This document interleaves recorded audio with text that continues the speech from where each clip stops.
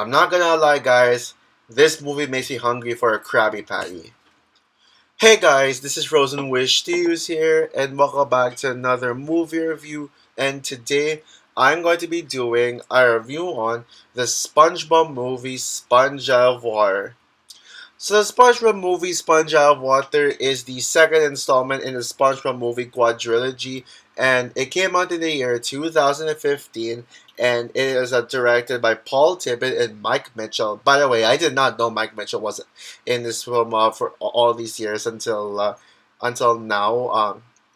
And it stars pretty much the cast of SpongeBob. I don't need to go through them, but with new additions, Antonio Banderas and Erica Bauza, and it tells the story of a pirate named Burger Beard who finds a magical book, and this magical book is where he can change.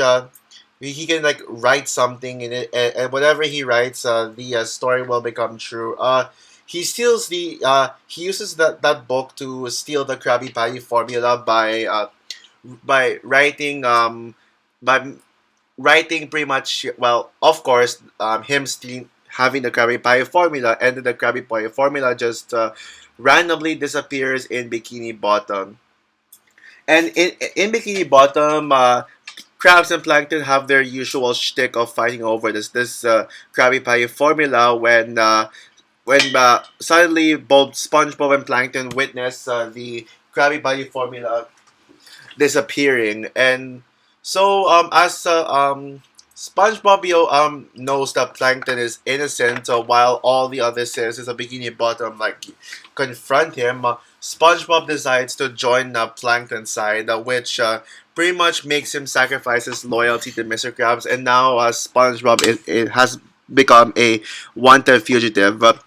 Now SpongeBob and Patrick must find out where the Krabby Patty secret formula is, and yeah, so yeah, of course, well, they must team up to do so.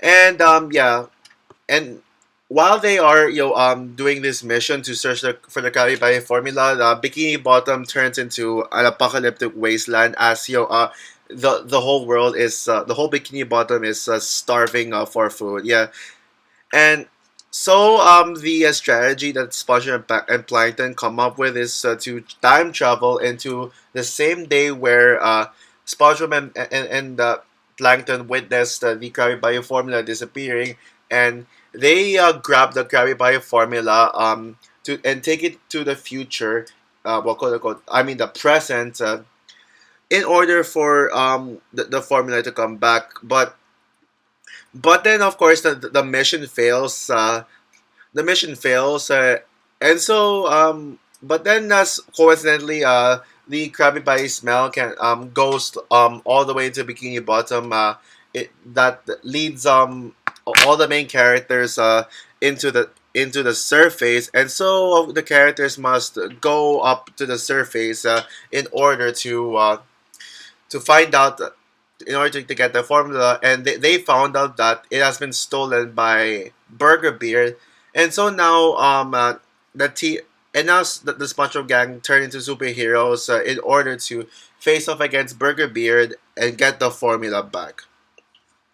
So yeah, now I'm sure you guys have seen my review of the first movie. I did a review of the movie actually just earlier this morning. Yeah, I uploaded my well, I actually did upload my review of the first SpongeBob movie right before I started recording my review for this film.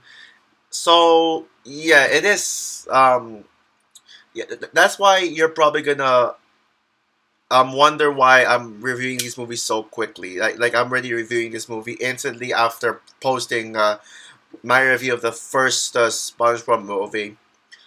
So now, just to recap on my thoughts on the first film, I mean, it is just as good as everyone says it is. Yet, like, the first movie is kind of universally loved. Like, I mean, despite a low rating on Rotten Tomatoes, which is kind of bullshit, everybody I know absolutely loves that first SpongeBob movie. As it was supposed, as you know, it was directed by Steven Hillenburg, and you know, yeah.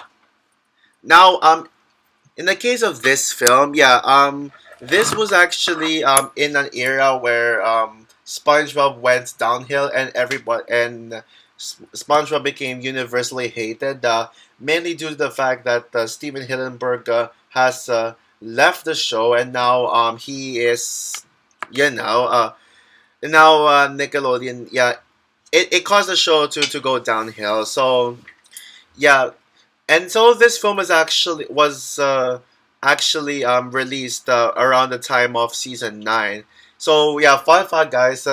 This movie was the reason why season 9 had to be paused. So season 9A happened before the production of this movie, and then the second half of season 9, which is considered to be season 9B, happened after after this movie came out. So yeah, so now I'm not sure what people expected from this one, because considering that this came out at a time when SpongeBob was when the show was at its low. Yeah, I feel like people might have went into this movie with low expectations, but at the same time, maybe they were excited to just see a new SpongeBob movie. Despite it being directed by somebody who was involved with the post first movie seasons of SpongeBob, Paul Tibbet, and with the help of Mike Mitchell, who you may know as quote unquote the guy who ruined Kung Fu Panda 4, even if that was 9 years later. Even although I still like Kung Fu Panda 4, by the way, I think Kung Fu Panda 4 is a guilty pleasure. But I mean, I think Mike Mitchell is one of the most overhated animated directors. I mean, a lot of people say that it was because of Mike Mitchell's directing that made Kung Fu Panda 4 quote unquote bad. And then but he actually directed two movies that are an underrated gem. Shrek Forever After and the Lego Movie 2, the second part. I'm debating on which one of the two that I would call the best Mike Mitchell movie. Either Shrek Forever After or Lego Movie 2.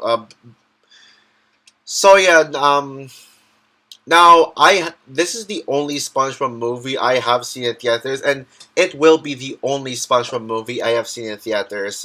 Because let's be real here, I am not going to see Search for SquarePants in theaters. So yeah. And I know that this movie came out in February of 2015. Yeah, this movie already surpassed its 10th anniversary. So I gotta say, happy 10th anniversary to SpongeBob. But this movie actually came out in on April in my area. And fun fact, guys, this movie came out on the exact same day as the greatest Fast and Furious movie, Furious 7, which I also saw in theaters, believe it or not. Yeah, will I review the movie? Oh, wait, yeah, I think I already did. Anyways, yeah, now, I was, for me personally, I was excited for this movie. I was actually looking forward to this movie, mainly because of the fact that this is a superhero movie. Like, the idea of, SpongeBob and his friends turning into superheroes was what got me sold on this. And I actually saw this one with my friends, yeah. I saw this movie with my close friends, and yeah, we all wanted to see it for the superhero part of it.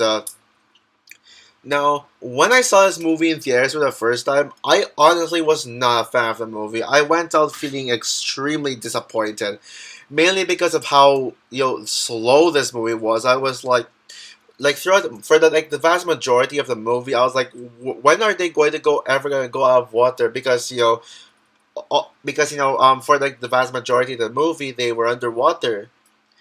And yeah, this it has some of the most one of the most misleading marketings ever put to a film, as the trailers, poster, and subtitle suggests that this was going to focus on the characters going above water, but no, that was only for like the last 20 minutes of it. So yeah, that's actually kind of why, because of my expectations of just wanting these characters to stay out of water for as long as I've imagined. But I actually did give this movie a second chance when it came out on VOD. I did rewatch it, and I was like, okay, this is actually pretty enjoyable because knowing the fact that knowing what the reality of this movie is, I actually did appreciate this movie more on rewatch. So yeah, and I know that this movie is divisive. It actually has a higher Rotten Tomatoes score than the first one. Yeah, from the critics with having a 78% rating on Rotten Tomatoes, but the audience score is 50%. So the audience score is pretty low, which I get, but I will say is I'm actually on the critic side here.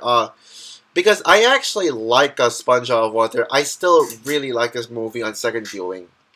The SpongeBob movie Sponge Out of Water is one of the most bizarre movies I have ever seen, both in a good way and a problematic way at the same time, man. Yeah, and yeah, it's still it's a pretty solid film, but it's not great. Yeah, it is not a great movie. So first, I want to get the flaws out of the way. Yeah, because this movie has a lot of flaws that holds this back from being a great film. Let alone even coming close to the levels of that first film. The story is mid. Yeah, now it's not a bad story, but overall, it's just a really mediocre story. The ideas that this movie had were very interesting, especially with the main premise being a live action human stealing the Krabby Patty formula using magic, a magic book, and the main characters turning into superheroes. But the problem with the story is that it is extremely messy. Yeah, I already mentioned it above the title of the review saying a fun mess, an, an irritating mess because yeah, it is such a messy film due to how it has way too many ideas and that hardly come together. And there are a lot of bizarre ideas. Yeah, that's the reason why I call this movie bizarre, because ideas like Bikini Bottom turning into an apocalyptic wasteland over no Krabby Patties, Plankton going inside SpongeBob's brain and then sees him dreaming about weird shit. That's actually quite creepy.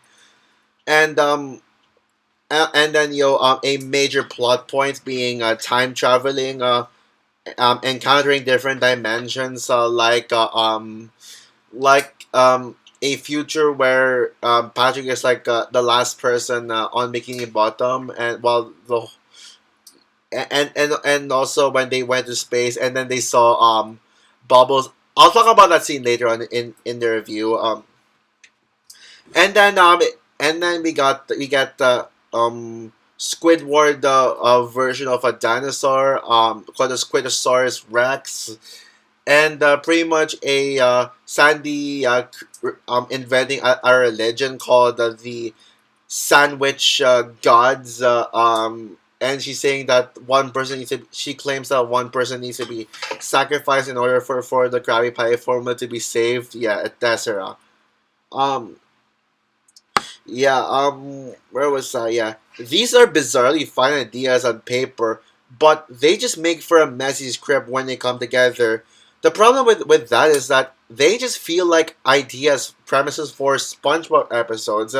So it's basically like, trying to get ideas for episodes and putting them all in one film. And it just does not work because it just does not come together very well. Similar to the first SpongeBob movie, there was a scene where they attempted to kill off SpongeBob, but unlike the first film where where there was some weight to it, there was no weight in this one because it was so obvious that SpongeBob was going to get out of the situation and survive. So yeah, I get that there was a point in that scene because of Sandy's quote unquote religious beliefs, but yeah, man. I mean, did they really? Okay, whatever. I mean, I don't want to say, oh, that should not have been in the film because I get what the writers were trying to do with that. The humor is hit and miss, ranging from hilarious to downright atrocious. like the funniest moments in the film are actually just as funny as the humor in that first film. Yeah, the funniest moment in the film to me would have to be Burger Beer. When Burger Beer claimed that the ending of the story was when Bikini Bottom turned into an apocalyptic wasteland, and then the seagulls were like, "Hey, Burger Beard, you gotta end the story better. There's no way this is the end of the story." And then Burger Beard just wrote the end on the story, and then it just cuts the credits, and yeah, like it it reminded me of Everything Ever All at Once, where basically in the middle of the movie there was end credits, like making making a joke about the fact that the movie would end in a sour note, only to like for like the credits to be interrupted by something that would get the story going. Yeah, but of course this movie came first, so I don't want to say, oh, it's like Everything Ever, it's copying Everything Ever All at Once. I don't want to be that guy. And Another funny scene, another one of the funniest scenes in the film was just the concept of SpongeBob and Plankton going into space when they encounter Bubbles watching over Mars, Saturn, and Jupiter, making sure that they're where they are. And then Bubbles like assigns a SpongeBob and Plankton to take over his job for like a few minutes when Bubbles needed to use the restroom. He hasn't used the restroom in like 10,000 years. Oh, by the way, that is how you do toy humor. Take notes, animated films today. Like that bathroom joke of Bubbles saying, "Oh, I need to use the restroom. I have never used the restroom in 10,000 years." That is how you do a toilet joke in an animated film. Illumination, Sony Pictures, and DreamWorks, take notes. And then when the moment SpongeBob and Plankton took over, Mars and Jupiter like collided against each other, and it caused Bubbles to get angry and want to kill them. Yeah, that was just a hilarious premise for a scene. Yeah. Oh, and also Patrick has some good laughs too. Provide some good laughs too. Like when he's like, "Oh, I've got SpongeBob. He's over here. Whoop, whoop, whoop." Yeah. I fun fact, back then when I watched this movie, I quoted that scene a lot. Yeah, yeah, that was great. But the bad humor in this film mostly comes from those annoying seagulls. Ugh. I actually would have liked this movie a lot more if it wasn't for those piece of shit seagulls. They are some of the worst characters in all of SpongeBob. They are incredibly annoying. They're only in this film for the comedy, and the humor is just downright unfunny. The comedy with the seagulls consists of them not shutting up, cringe singing, and potty humor.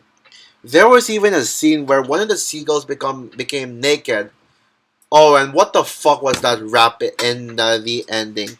I like how they turned Burger Beard into painting the pirate, like that the iconic painting the pirate, and then they sing the SpongeBob theme song, but then the song gets interrupted with an unnecessary rap, which by the way is very cringe in the middle of it. Okay, that's all for my flaws of the film. Now I can actually talk about the good things about this film and the reasons why I still think this is a good film, regardless of its flaws.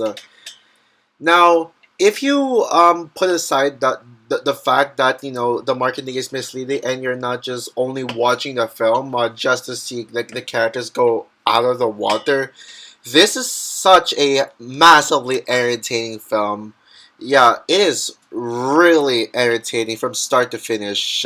Thankfully, there was not a boring scene in this film, not one. So, if you are a patient person and you're not bothered by marketing, then like wanting to see what if you're not wanting to, like what I explained earlier, then yeah, you will have a kind of a blast with this. Honestly, the bizarre ideas contributed to making the film as enjoyable as it is. The film has a lot of heart to it, and the heart of the film comes from SpongeBob and Plankton teaming up. Their chemistry is what made the underwater sequences as engaging as it is, without getting the audience impatiently waiting for the characters to go to the surface, like what was heavily marketed. Plankton is probably the standout of the film to me, and this movie actually made me love Plankton even more now. And yeah, his transition from an evil villain to a sympathetic anti-hero was so well done, and in the end, you feel a different side to him. I always love redemption stories of villains, and that's what he did here, and that's actually why um, Plankton is my favorite character in this film, because I'm just a sucker for a good um, villain redemption arcs. And I'm sure if you guys have noticed, with when it comes to the show after this movie, I mean with like the rest of the seasons after, Plankton got less evil. Moving forward, and SpongeBob himself was also another one of the best characters in the film. He was very likable for trusting Plankton and helping him redeem himself. I mean, Plankton only agreed to help SpongeBob because he did see that the formula disappeared. But then SpongeBob helped Plankton be motivated on teamwork. Although, yeah, it did take a while for Plankton to accept teamwork. Now, he did eventually realize what teamwork is all about at the end. So that's some great character development right there. Another one of my favorite things about this film is Antonio Banderas' performance as Burger Beard. It was so much fun to watch, and you can tell that Antonio Banderas was dedicated to this role. This is certainly one of Antonio Banderas' best performance yet. And when it comes to the animated and live action hybrid, you actually believe that the animated characters and live action characters are interacting with each other. Yeah, a common problem with live action and animation hybrid movies is that you actually don't believe that live action humans are interacting with the animated characters. Like, for example, the Smurfs live action duology and Tom and Jerry. Both movies are examples of making it feel unbelievable that humans and live action and animated characters are interacting. Yeah, because the animated CGI on the animated characters, they just feel like cardboard to the live action world, and they don't even fit the environment of live action. In the Tom and Jerry 2021 movie, while I think that Tom and Jerry's design stays true to their original designs, their cartoony look, they don't fit with this real world environment. Yeah, and of course, you got the third act where they go to the surface. While I do wish the film had more scenes on the surface, those moments hardly felt wasted. The superhero climax is definitely the best part of the film. Whoever came up with the idea of turning this into a superhero film needs a raise. Yeah, the powers are very goofy. They're not meant to be taken seriously. Like SpongeBob with his bubble powers, Patrick with his ice cream powers, and Squidward with his clarinet weapon, Mr. Krabs being a robot. But Sandy's superhero ego would actually be my favorite. Yeah, her superhero name is the Rodent. Oh, and oh man, she was so adorable. And as a massive Lord of the Rings fan myself, I love how they made a Lord of the Rings reference towards the end of the film where Plankton, well, which is the name of Plankton's hero ego, looked at the formula, like he was like holding the formula and looking at it in a very similar way to the iconic shot of Frodo looking at the ring in being tempted to do shit with it like, in Return of the King. I love that references. Sure, I mean people hate the fact that adult stuff is being referenced in kids movies, and it gets criticized. But I think in this movie I'm giving it a pass. Yeah. The animation is the absolute best we've seen from SpongeBob yet. The 2D animation is absolutely upgraded from the show to give the theatrical feel to it, and also plus show that it is in the that we are in the modern era. We're way past the 2000s with a lot of outdated animation now. Yeah, it really feels like 2015 animation. You can clearly tell. And even the CGI when they go above water into the live action world, it looks good. How is it that SpongeBob CGI looks way better 10 years ago than it does now? Oh, and the voice acting from the actors, I mean, they're as good as always. You they're yeah, as always, you can tell. Oh, and also I almost forgot to mention one of my favorite scenes in this film was when SpongeBob lost his shit. Yeah, when he traveled back in time with Plankton to get the formula, but then he made a mistake, and then he threw a huge he had a huge meltdown. Oh, and the meltdown was absolutely powerful. That scene alone is Tom Kenny's best voice performance he has ever done. So overall, the SpongeBob movie Sponge Out of Water is an entertaining mess of a movie. While the story is weak due to how it presents way too many ideas, but never fully comes together in a cohesive story, since it feels like a bunch of episodes crammed into one movie. It is a highly entertaining film with a lot of heart to it. It's certainly the last good SpongeBob movie, and although yes, this movie did kind of save SpongeBob, I will give it that because with your seasons 9B, with your seasons 9B, 10 and 11, yeah, they are actually SpongeBob actually got good again. Season 11 is probably the most underappreciated season, and I would even put season 11 on the same levels as the first three seasons. So that's it, guys. I'm going to give the SpongeBob movie Sponge Out of Water a 3.5 stars out of 5. So also for my review of the SpongeBob movie Sponge Out of Water, what are your thoughts on the film? Would you agree with me that this is a solid and enjoyable film? Do you like this movie more than I did? Because and by the way, guys, I actually would have given this a 4 out of 5 if it wasn't for the seagulls. Remove those seagulls, I would have given this a much higher rating, a slightly higher rating to be exact. Or are were you not a fan of this movie and you side with the audience rating on Rotten Tomatoes? Comment down below, like, subscribe, hit the notification bell,